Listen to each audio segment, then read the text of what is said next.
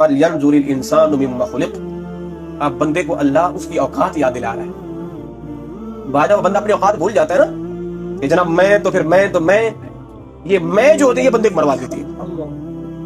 ہمارے اردو میں تو کہتے ہیں میں، اور عربی میں کہتے ہیں انا. اسی کہتے ہیں انا سے انانیت ہے. یہ جو انانیت ہے نا، انانیت یہ مروا دیتی. اس کی واضح مثال شیطان ہے. شیطان مارا اس لیے کہ اس کے اندر انانیت آ گئی. اس نے خود کہا تھا انا خیر منہ خلقتنی، میں اس سے بہتر ہوں آدم سے جس کو تو نے مٹی سے پیدا کیا، مجھے آگ سے پیدا کیا ہے، میں بہتر ہوں اس سے، میں اس کو سجدہ نہیں کروں گا. اللہ نے کیا فرمایا؟ نکل جا میری جنت سے، وہ دھتکارا ہوا ہے، تو ذلیل اور رسوا ہے تا صبح قیامت کے لیے. تو شیطان کو کس نے مروا دیا تھا؟ انانیت نے مروا دیا تھا.